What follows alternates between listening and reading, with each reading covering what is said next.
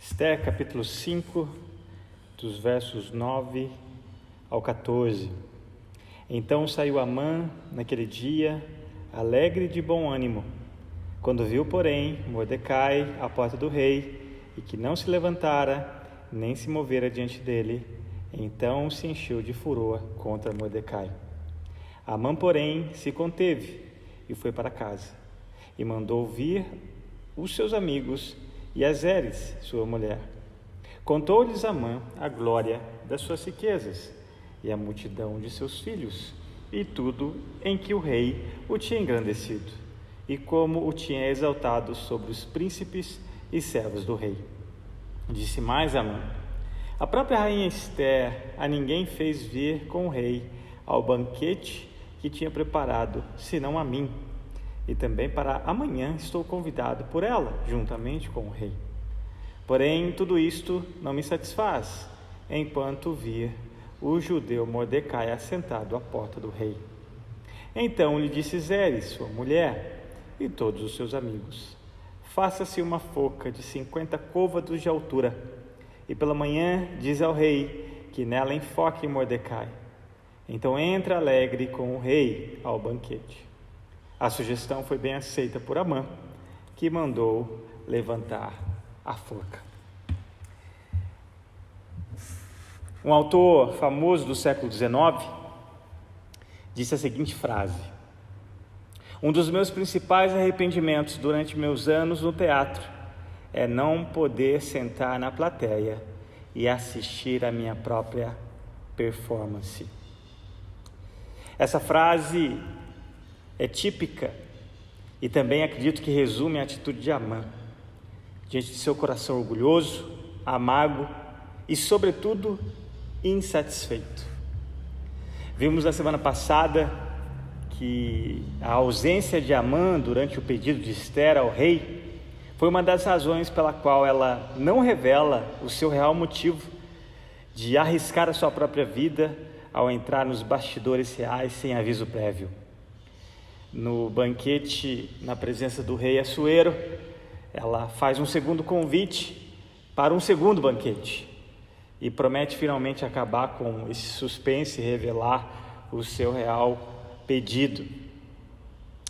Se já não bastasse a honra de estar presente nesse primeiro banquete, preparado pela própria rainha, Amã também é convidado para um segundo. Embora ele mesmo não sabia ainda o motivo de tamanha honra, mas olha que interessante como ele lida com tudo isso. Verso 9, vamos ler novamente. Então saiu Amã naquele dia, alegre e de bom ânimo, quando viu, porém, Mordecai à porta do rei, e que não se levantara nem se movera diante dele, então se encheu de furor contra Mordecai. Nessa primeira parte do verso 9, lemos que Amã sai deste primeiro banquete muito feliz e animado. O motivo era óbvio. Nós vamos ver daqui a pouco em suas próprias palavras esse coração orgulhoso e vaidoso deste homem, e ao receber essa honra dupla de Esther, de estar num segundo banquete preparado por ela mesma. Mas notem a segunda parte do versículo 9. Naquele mesmo dia, tudo seria perfeito se ele não cruzasse o seu caminho com o do judeu Mordecai. O que foi inevitável, afinal de contas, Mordecai já havia deixado a sua roupa de lamento, de jejum, e agora ele ocupava o seu lugar junto à porta. E para variar, Mordecai de novo não se curvou, como todo mundo fazia diante de Amã. E segundo o texto, nós vemos que Amã, diante dessa atitude de Mordecai, se enche de furor contra aquele homem.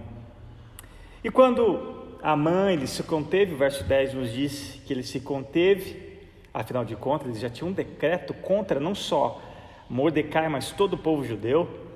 Então ele se contém, ele vai para casa, e é interessante que ele reúne seus amigos, e ali nós vemos a primeira menção da esposa e única, mas ele chama os seus amigos, a sua esposa, naquela reunião, e aí ele vai falar para essas pessoas, sem dúvidas, como foi o primeiro banquete preparado pela rainha. E nós lemos que a sua esposa dá um conselho muito malévolo. Daqui a pouco nós vamos considerar suas próprias palavras. Mas olha o assunto daquela reunião em sua casa, diante desses amigos e diante da sua própria esposa. Versículo 11: contou-lhes Amã a glória das suas riquezas e a multidão de seus filhos e tudo em que o rei o tinha engrandecido e como o tinha exaltado sobre os príncipes e servos do rei. Notem o número de pronomes pessoais aqui. O foco daquele assunto, o foco daquela reunião. Percebam como está centrado no próprio Amã. Seus amigos, sua esposa, suas riquezas, seus filhos. E olhem que interessante a ordem de prioridade deste homem. Ele coloca a glória das suas riquezas antes dos filhos. Veremos no capítulo 9 que ele tinha pelo menos 10 deles. Mas olha que interessante, ele coloca a glória das riquezas antes dos seus filhos. E depois é óbvio que diz acerca da honra que recebeu do próprio rei, que o exaltou sobre príncipes e servos. E tem mais uma coisa que ele se gaba, no versículo 12. Disse mais Amã: a própria rainha Ester a ninguém fez vir com o rei ao banquete que tinha preparado, senão a mim. De novo, mais um pronome aqui pessoal, né? E também para amanhã estou convidado, de novo, estou convidado por ela juntamente com o rei. Se já não bastasse riquezas para esse homem, filhos, honra do rei, acima de todos aqueles príncipes daquelas 127 províncias, ele vai dizer que a própria rainha agora prepara um segundo banquete, onde somente o rei e ele são os convidados. E aqui nós podemos colocar esses 3 pontos, né? Dinheiro, família, título. E Amã era extremamente insatisfeito.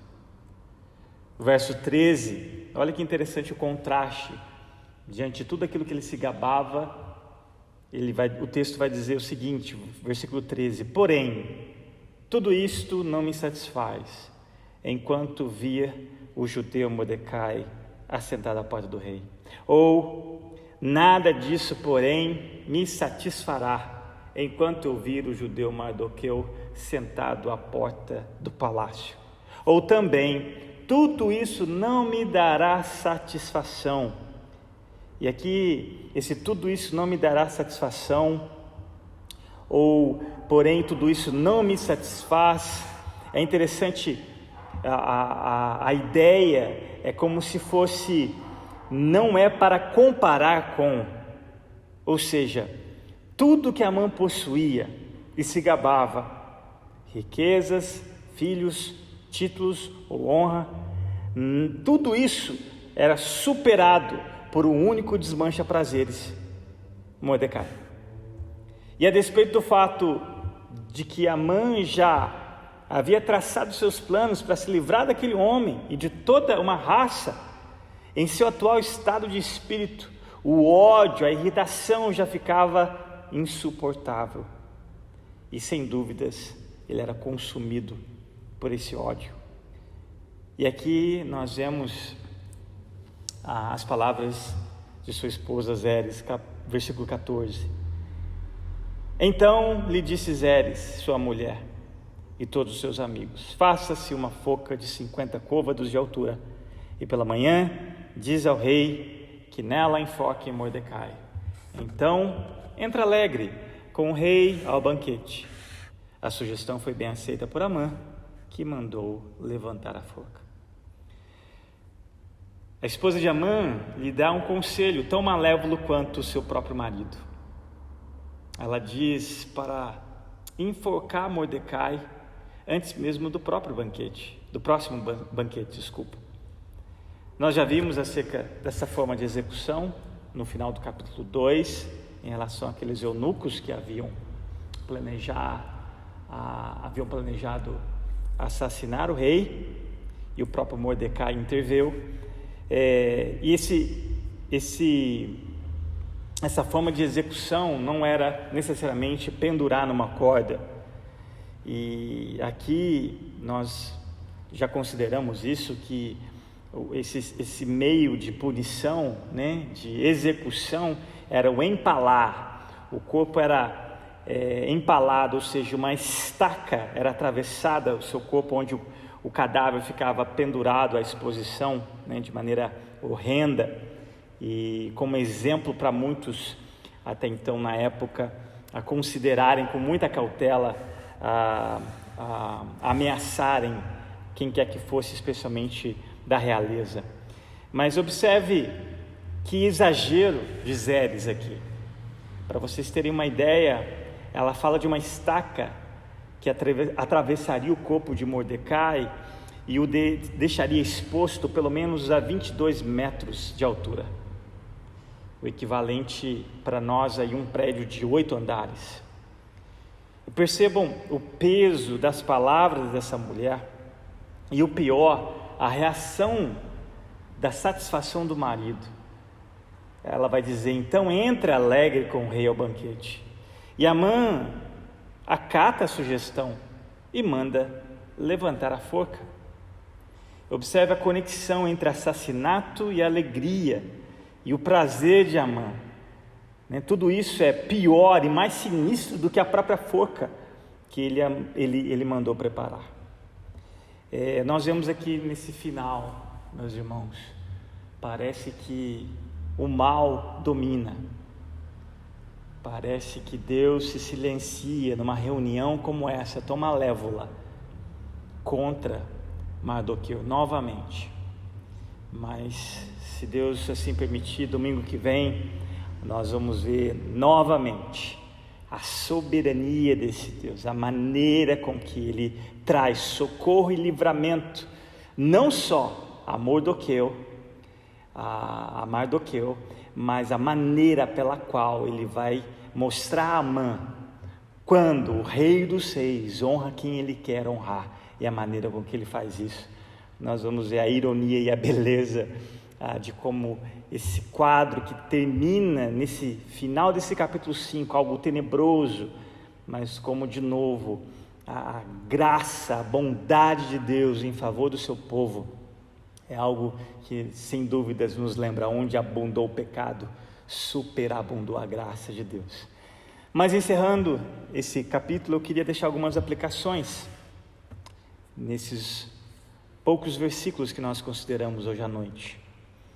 Primeiramente, meus amados irmãos, qualquer pessoa que se vangloria de sua posição, da sua riqueza, da sua família ou qualquer outra coisa, deve prestar atenção às palavras de João Batista, lá registrado pelo evangelista João, capítulo 3, verso 27, onde ele disse: o homem não pode receber coisa alguma se não lhe for dada do céu. Ou as palavras do apóstolo Paulo: pois quem torna você diferente de qualquer outra pessoa? O que você tem que não tenha recebido? E se o recebeu, por que se orgulha como se assim não fosse? 1 Coríntios capítulo 4, versículo 7. Muitos teólogos estão convencidos, especialmente os puritanos, de que o orgulho é a própria essência do pecado, ou o orgulho é a raiz de todo o pecado. Não é à toa que, se você olhar em Provérbios do capítulo 6, dos versos 16 a 19, há uma lista de pecados dos quais Deus odeia, e você vai ver o orgulho lá. Foi o orgulho, meus irmãos, que transformou Lúcifer em Satanás e, consequentemente, banido do céu. Uma pessoa orgulhosa, ela está sempre insatisfeita. Não importa o que ela tenha, riquezas, honra, família, e consequentemente, um coração insatisfeito se torna amargo, crítico, ingrato. Você vai perceber, não vai demorar muito para você perceber que uma pessoa orgulhosa é por natureza egocêntrica. Alguém já disse que o orgulho é a única doença conhecida que deixa todos doentes, exceto quem o tem, a menos que essa pessoa seja curada. O orgulho é uma doença mortal. E parafraseando aquele ator do século XIX, estamos no palco da vida, porém correndo o risco de estarmos tão cegos por este pecado, que quando somos colocados diante do espelho da palavra de Deus, odiamos mortalmente todos quanto aqueles que o fazem. E a minha pergunta para nós é: qual o antídoto? Talvez você pense, ou possa até responder prontamente: a humildade. Acredite ou não, mas não se trata apenas de uma virtude oposta ao vício do orgulho. E cá entre nós, ninguém depois de Adão é humilde. Somos por natureza essencialmente orgulhosos. Em Adão perdemos esta virtude. A pergunta não é se você é uma pessoa orgulhosa. A pergunta é: em que área, onde esse pecado o tem cegado? E talvez seja em suas posses, talvez em sua família, ou talvez em seus títulos. O que fazemos, já que somos naturalmente orgulhosos e desprovidos de humildade? Todavia, Deus, em sua misericórdia, nos envia seu único Filho. Ele, a essência da verdadeira humildade. A humildade, se me permitirem, ela se encarna e morre no lugar de orgulhosos como eu e você. Esta pessoa é Cristo Jesus. Nas palavras de Isaac Watts, em um de seus hinos, ele disse: quando eu olho a maravilhosa cruz na qual o príncipe da glória morreu, meu mais rico lucro eu conto como perda e verto em desprezo todo o meu orgulho. Este Cristo lhe faz um convite, nas palavras de Mateus capítulo 11, dos versos 28 ao 30. Venham a mim todos os que estão cansados e sobrecarregados, e eu lhes darei descanso. Tomem sobre vocês o meu jugo e aprendam de mim, pois sou manso e humilde de coração, e vocês encontrarão descanso para as suas almas, pois o meu jugo é suave e o meu fardo é leve.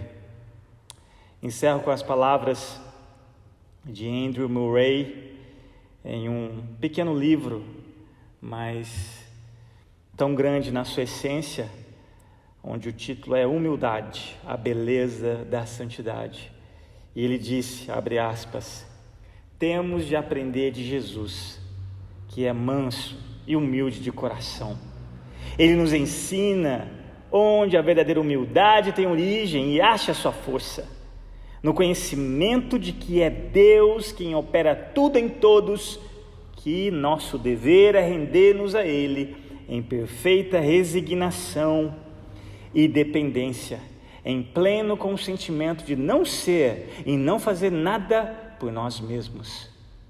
Esta é a vida que Cristo veio revelar e conceder, uma vida para Deus que veio através da morte para o pecado e para o ego. Fecha aspas. Vamos orar? Pai amado, queremos te agradecer, porque em Cristo Jesus o Senhor nos dá a condição de experimentarmos a verdadeira humildade. E ser humilde é reconhecer que tudo que somos, tudo que temos, tudo que fazemos, vem tão somente das tuas generosas mãos. Oramos que o Senhor nos dê a graça pelo teu Espírito Santo de crucificar esse ego, tomando esse jugo, esse fardo de Cristo Jesus que é leve, e que o Senhor nos ajude a qualquer coisa que venhamos a fazer, a ter, a ser, nos ajude a glorificar o Senhor, que é o único doador de toda dádiva, inclusive de qualquer coisa boa que nós fazemos, e que possamos fazer o bem a quem quer que seja, e que o Senhor receba a glória e o louvor.